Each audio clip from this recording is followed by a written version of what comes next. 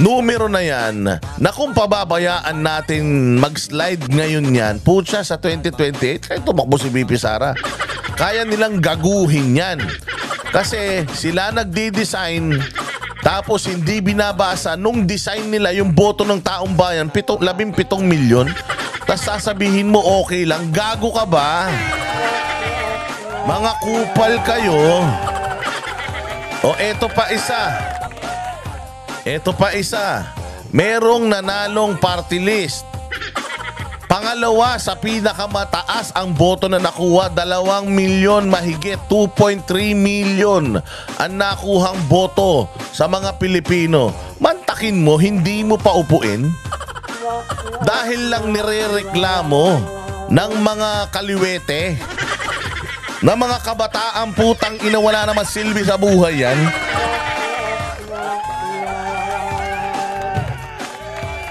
Ano ang reklamo? Ano ang reklamo daw, anak ng tinapay? Hindi reklamo yung registration eh. Kasi nakaupo na ng 3 beses eh. Nakaupo nung nakaupo nung 2016. Ay hindi, nakaupo nung 2019. Nakaupo nung 2022.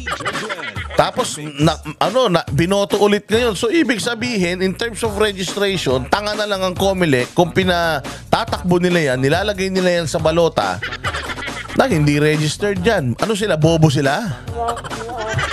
O ano ba ang nirereklamo sa kanila? Mantakin mo ang ireklamo daw sa kanila. Itong kabataang mga kupal. Dahil daw sa isang pangako nila at pronouncement nila na yung lahat ng pera daw ng kanilang party list, lahat ng budget ng kanilang party list ay ibibigay daw nila sa taong bayan. At vote buying daw yan. Ay, paano naging vote buying yan? Eh si Luis Tro ba yun? Yung dyan sa Batangas, anak ng tinapay, hindi na nga nagbabayad ng utang. Yung pera ng gobyerno, pinapangalandakan pa. Pinapangalandakan yung pera ng gobyerno na ipinamimigay sa tao. At ang sabi pa nga niya, meron pa siyang isang statement na magpasalamat nga kayo, meron eh. Ano tawag dyan? O eto pa isa. Ito pa isa ha. O ano ang sabi ni Sam Bersosa doon sa kanyang isang vlog? O sabi niya, kalahating bilyon, 500 million yun ha, ang ipinamigay natin na pera sa mga tao. Dahil yan kay Speaker Romualdez. Kalahating bilyon, 500 million yun. Ipinamigay isang araw. Putang inasang ka naman. Yung kay Inday Sara, ginastos daw ng 11 araw yung 125 million na may mga resibo naman. Pero ito, sinasabi ni Sam Bersosa na si Romualdez namigay ng kalahating bilyon. Isang araw lang. Putang ina niyan. May pera ba, Congressman? Wala namang pera, Congressman. Sila nag-aayos ng budget. Sila ang nag-a-allocate ng mga budget, pero wala silang perang hinahawakan pambigay sa tao. Kung merong dapat namimigay ng pera sa tao in the guise of ayuda, dapat DSWD. Kasi kapag ang isang congressman tumanggap ng budget personal, pork barrel yan, masama yan. Di ba tinanggal na nga yan? Uy, ginagago nyo taong bayan. So bumalik tayo rito sa COMELEC, ganun din.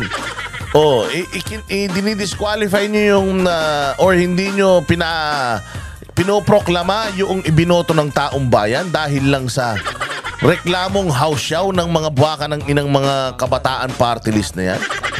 O ano pa yung isang inano nila? Nireklamo daw nila yung Duterte Youth dahil sinabi daw ng Duterte Youth na magdebate tayo hanggang maubos kayo. Alam nyo ba na ang comprehension ng kabataan party list? Doon sa maubos kayo, ipapapatay daw silang lahat ni Cardema, and that is mass murder. Anak ng tinapay.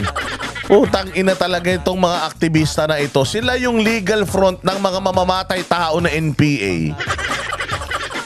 Pero putya sila yung balat sibuyas kapag ang pinag-uusapan, pagpapapatayin sila. Hindi naman sila sinabi ang papatayin, sinabi maubos. Hanggang maubos kayo. Ibig sabihin, ididibati ko kayo hanggang sa ma-expose ang kabulastugan ninyo at maubos kayong lahat, hindi na kayo manalo sa party list. O tingnan mo ngayon, natalo yung bayan muna. 2 consecutive na eleksyon. Ibig sabihin, tanggal na. Wala nang bayan muna natatakbo sa party list dahil hanggang 2 beses ka lang pwedeng matalo Yung party list, disqualified na yan. They have to apply for a new party list ng a-approve ng COMELEC. O bayan muna tsaka Gabriela. O mabuti nga sa hayop na Gabriela na yan. Kaya lang nakapasok pa rin itong mga putang inang kabataan na ito. At tsaka itong ACT Teachers Party List na ito, pati itong akbayan na ito. Pero at least nabawasan pa rin sila kahit paano. Hindi na sila nakabalik.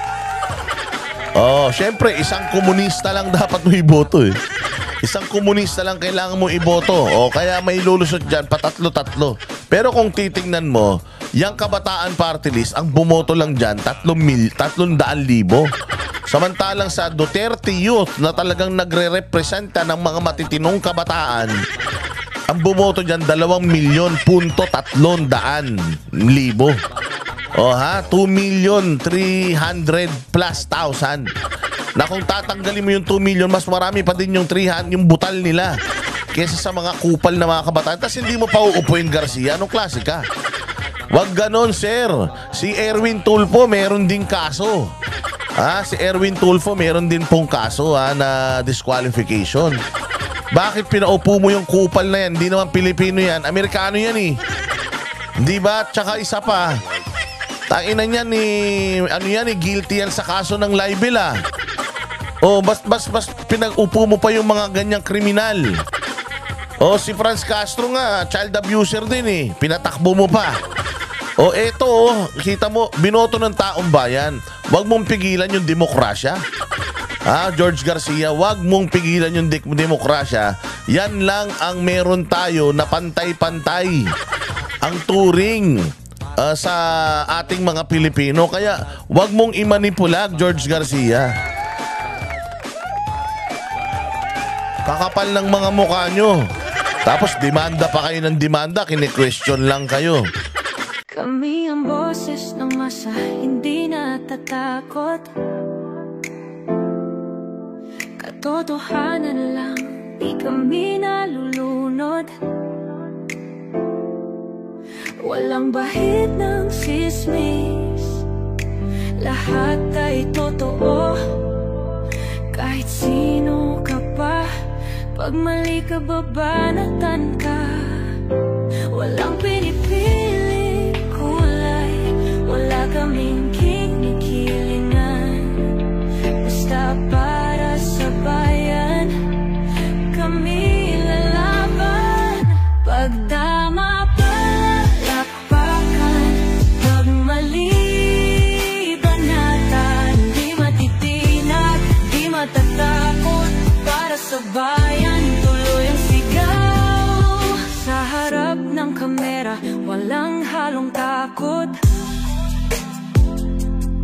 Mga baluktot, lahat kayo'y tutumba. Ang hustisya at totoo, yun lang ang mahalaga. Kahit sinong harang, di kami matitinag. Walang pinipiling kulay, wala kaming kinikilingan. Basta para sa bayan, kami lalaban. Pag tama palakpakan, pag mali banatan. Di matitinag, di matatakot, para sa bayan tuloy ang sigaw. Kung nasa tama ka, ikaw ay aming kasama. Pero pag mali ka, handa